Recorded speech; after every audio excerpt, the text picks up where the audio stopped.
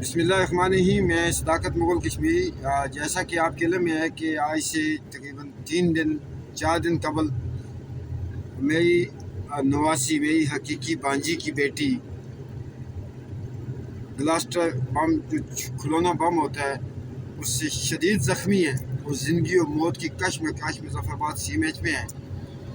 گزشتہ سال میرے 2 جوان بھتیجے اسی گلاسٹر بم سے جو غاصب افواج کی طرف سے ہمارے وطن میں پھینکے گئے شہید ہو گئے تھے۔ میں اس وقت اپنی بانجی، اپنی نواسی کو دیکھنے کے لیے اپنے ساتھیوں کو کہ ہمارا اسلام آباد سے مظفر آباد کی طرف رواں سفر ہوں۔ ابھی میری جو نواسی CMH ICU میں ہے اس وقت۔ ان کے والد شفایت انجم صاحب سے بات ہوئی ہے تو وہ کہہ رہے تھے کہ وہ بیٹی سیریس ہے۔ 4 دن سے وہ ICU میں۔ اب سب سے درخواست ہے کہ ان کی زندگی اور صحتیابی کے لیے دعا کریں۔ وہ معصوم سی کلی 2 سال کی، جس کا جرم یہ تھا کہ اپنے وطن میں، اپنے گھر کے آنگن میں وہ کھیل رہی تھی۔ وہ بچی تھی، اسے کھلونا بم جو غاصب فوج کا تھا ملا۔ اس نے سوچا شاید یہ میرا کھلونا ہے، کسی انکل نے پھینکا ہوگا، کسی ماموں نے پھینکا ہوگا۔ اس نے اس کو اٹھائی تھا کہ وہ پھٹ گیا، اس کی ایک آنکھ بھی چلا گئی، اس کی آنتیں بھی باہر آ گئی۔ ابھی تک دیکھا نہیں، چونکہ میں ایک مشن، ایک مقصد پہ تھا۔ ابھی میں جا رہا ہوں۔ وہ مقصد، وہ مشن یہ تھا کہ یاسین ملک صاحب اور دیگر اسیران آزادی کی رہائی کے لیے انڈین ایمبیسی کے سامنے احتجاج کی کال دی تھی ہم نے 7 اگست کو، جس کے لیے میں نے اپنے ساتھیوں کے ہمارا 2 مہینے کمپین کی۔ اور جب میں مظفر آباد پہنچا فرائیڈے کے دن، تو اپنے ساتھیوں کے ہمارا میں DC آفس میں اس کی اجازت لینے کے لیے گیا، چونکہ ہمارا یہ منشور ہے کہ ہم جس ملک میں رہتے ہیں اس کے قواعد و ضوابط، اس کے قانون کا احترام کرتے ہیں۔ تو وہ ٹالا فائی سے کام لیتے ہوئے سنڈے، اتوار کا دن آ گیا۔ منڈے کو ہمارا احتجاج تھا، تو اتوار کو DC آفس کے 2 ملازمین کو جب میں نے رابطہ کیا تو انہوں نے مجھے DC صاحب کا نمبر دیا اور کہا جی آپ ان سے ڈائریکٹ بھی بات کر لیں۔ تو میں نے وہ لیٹر جو انڈین ایمبیسی کے سامنے احتجاج کے لیے اجازت کے لیے لکھا تھا، وہ DC صاحب کو واٹس ایپ کیا، ان سے ریکویسٹ کی کہ بھائی ہم پرامن احتجاج کرنا چاہتے ہیں۔ تو انہوں نے مجھے میسج دیا کہ آپ پریس کلب کے احاطے میں احتجاج کریں، اگر وہاں سے نکلنے کی کوشش کی انڈین ایمبیسی کی طرف تو آپ کے ساتھ سختی سے نپٹا جائے گا۔ میں نے اس بات کو پبلک نہیں کیا، چونکہ میں نہیں چاہتا تھا کہ لوگوں میں خوف ہو۔ آج پہلے عمران خان صاحب کی گرفتاری بھی ہو گئی تھی، اسلام آباد میں دفتر 144 کا نفاذ بھی ہو چکا تھا، لیکن اس کے باوجود ہمارا ایک جائز احتجاج تھا۔ میں نے ڈاکٹر توقیر گیلانی صاحب کو، راجہ اکنواز صاحب کو، راجہ تنویر صاحب کو، حامد میر صاحب کو، سلیم صحافی صاحب کو، PFUJ کے صدر افضل بٹ صاحب کو، اسلام آباد پریس کلب کے صدر اور دیگر کچھ صحافی دوستوں کو وہ ان کا میسج بھی سینڈ کیا کہ بھائی DC صاحب کے تو یہ کچھ ہمارے متعلق جذبات ہیں، یہ بڑا سختی سے ہمارے ساتھ نپٹنا چاہتے ہیں۔ اس کے باوجود ہم نے کہا کہ ہم انشاءاللہ احتجاج کریں گے۔ تو 2 بجے ہمارے دوست جو پریس کلب کی طرف جانا کے ارادے سے نکلے تو انہوں نے مجھے کہا جی کہ ہمیں پولی کلینک کی طرف سے آگے جانے کی اجازت نہیں ہے، سپر مارکیٹ کی طرف سے پریس کلب کی طرف آنے کی اجازت نہیں ہے، اور پریس کلب کے سامنے جو مارکیٹ ہے وہاں سے D چوک سے اندر جا کے اندر سے اگر جائیں تو وہاں سے بھی پریس کلب کی طرف آنے کی اجازت نہیں ہے۔ 1-2 دوستوں نے کہا، میں نے کہا شاید یہ مذاق کر رہے۔ جب مجھے کثرت سے فون آنے لگے، میں نے ان سے یہ ریکویسٹ کی کہ آپ خاموش ہیں، کسی کو یہ پبلک نہ کریں یہ بات، چونکہ میں نے کہا جو لوگ آئے ہوئے ڈر نہ جائیں، خوف و ہراس نہ ہو جائیں۔ میں نے کچھ صحافی دوستوں سے رابطہ کیا، ان کو اپارے میں بلایا اور میں ان کے ساتھ اپنے کوئی 20-25 ساتھیوں کے ساتھ 3 گاڑیوں پہ، کچھ بائکوں پہ ہم نکلے۔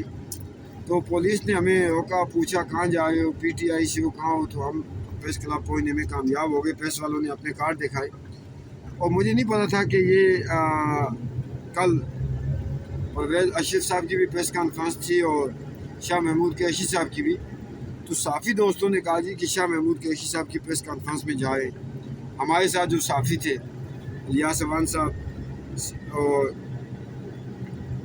عارف صاحب، شائستہ صاحبہ، تو اس وجہ سے ہمیں شاید انہوں نے جانے دیا۔ ہم جیسے ہی وہاں پہ کھڑے ہوئے تو راجہ عمر سرور صاحب نے کہا جی کہ میں اپنے کچھ 20-22 ساتھیوں کے ساتھ کھنہ پل سے نکل چکا ہوں، اور اس طرح ساتھیوں نے۔ تو اس کے بعد راجہ عمر سرور صاحب کا موبائل بند ہو گیا اور ہمیں ساتھیوں کے فون آنے لگے کہ جی ہمیں اسٹرکٹلی سختی کے ساتھ रोका जा रहा है। आप अगर पोली क्लिनिक से प्रेस क्लब की तरफ आए, टनल निकलें तो आगे पुलिस की एक भारी नफरी तैनात थी, जिसके हाथों में आंसू गैस के शेल फेंकने वाली गन है, सेफ्टी के लिए वो शीशे। इसी तरह सुपर मार्केट की तरफ से प्रेस क्लब के सामने जो मार्केट है वहाँ से और प्रेस क्लब के बाएं तरफ से आने वाले रास्ते जो है वो बंद थे। हम कोई 30-40 के करीब लोग जो वहाँ पे पहुँच चुके थे। इतने में मुझे पख्तून तहफ़्फ़ुज़ मूवमेंट के एक वफद ने हमारे पास आया था। उनके दोस्तों का फ़ोन आया जी कि हमें प्रेस क्लब की तरफ आने नहीं दे। मैंने उन्हें कहा जी कि आप उन्हें मत कहें कि हम JKLFN के एहतजाज में जाएँ। उन्होंने कि फिर पुलिस को कहा जी हम तो सुपर मार्केट में जाएँ। वो पोली क्लिनिक की तरफ से निकले तो वो जैसे ही प्रेस क्लब के सामने चौक पे पहुँचे गाड़ियों से एकदम वो नीचे उतर गए। तो ये कुछ कल हुआ जी JKLFN के उस एहतजाज के साथ। हमारी चूँकि माशी तंग दस्ती की वजह से हम रियासत के अंदर लोगों को ट्रांसपोर्ट की सहूलत तो न दे सके, हमारे लोग भी माशी तंग दस्ती की वजह से उस कसरत तादाद में ना आ सके। लेकिन यकीनन अगर कल हमारे साथ वो कुछ किया गया जो इंडिया की तरफ से किया जाता है वो न किया जाता, प्रेस क्लब के हाथे का लॉकडाउन न किया जाता, तो मुझे यकीन कामिल है कि हम 1000 बंदे के साथ प्रेस क्लब से इंडियन एम्बेसी की तरफ मार्च करते। मैंने परसों एक वीडियो डाली थी कि हम दोनों को एक तराजू में तोलेंगे, कौन हमारा खैर ख्वाह है, कौन रियासत का दुश्मन है।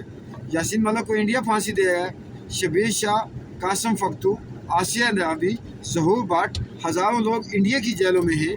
हम इंडिया के ख़िलाफ़ एहतजाज कर रहे थे और हमारे लिए कल उन्होंने लॉकडाउन लगा दिया।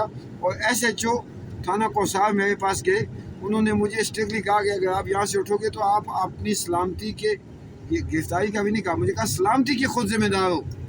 मैंने कहा ज़ाहिर मेरे साथियों को बाहर से नहीं आने दिया जा रहा। और बाद में पता चला राजा मोहम्मद सरवर साहब को उनके साथियों के साथ अरेस्ट करके उन्हें थाने में ले जाया गया, वहाँ से किसी और जगह शिफ्ट किया गया। 8 बजे उन्हें छोड़ा, उनके मोबाइल जो है उनसे दिए गए। अब मैं कंफर्म नहीं कर सका कि वो मोबाइल उन्हें सुबह लिए वापस या रात को उनको वापस दिए। तो ये कुछ कल हुआ हमारे साथ इस्लामाबाद में। तो मैं उन लोगों को ये बताना चाहता हूँ जो कहते हैं कि जी पाकिस्तान हमें आज़ादी ला के देगा, ये हमारा बड़ा भाई है, तो देख लें, मालूम कर लें। DC ऑफिस से भी मालूम कर लें उन्होंने किसके कहने पे थ्रेट दिया। SHO को साथ से मालूम कर लें उसने किसके कहने पे थ्रेट दिया। IG, DIG, SP इस्लामाबाद से आप पूछ लें कि आपने कल इस्लामाबाद प्रेस क्लब का लॉकडाउन क्यों किया। रियासत जम्मू कश्मीर की आज़ादी पसंदों को जो यासीन मलिक की आज़ादी के लिए इंडियन एम्बेसी के सामने धरना देने के लिए जा रहे थे, उन्हें स्ट्रिक्टली क्यों रोका गया। राजा मोहम्मद सरवर साहब को, उनके साथियों को क्यों अरेस्ट किया गया, क्या जुर्म था हमारा। इससे कबल भी D चौक से हमें गिरफ्तार करके डाला जेल भेजा गया। इससे कबल गुज़श्ता साल दूसरी मरतबा D चौक से इंडियन एम्बेसी की तरफ मार्च करते हुए 25 मई को हमें गिरफ्तार करके हम पे PTI के कारकुन होने का और जलाओ गिराओ जो PTI के खाते में डाला था उस पर FIR डाली गई। तो ये सब कुछ चलता है, हमारी तारीख रुकने वाली नहीं है। रियासत जम्मू कश्मीर के लोगों को मैं बताना चाहता हूँ, अगर आप वाकई आज़ादी चाहते हैं आपको फिर ये तमीज़ करनी होगी कौन दोस्त है कौन दुश्मन है, और आपको यकीनन JKLFN का साथ देना होगा। हम इंशाअल्लाह जो कहते हैं वो कहते हैं, हम मंजिल से पीछे नहीं हटेंगे, हक़ के रास्ते से कभी बाज नहीं आएंगे। लेकिन हमने जो क्या कहते हैं रियासत जम्मू कश्मीर के दोस्त हैं वो भी आपके सामने ला खड़े किए, जो दोस्त नमा दुश्मन है उनकी भी पहचान आपको हो जानी चाहिए।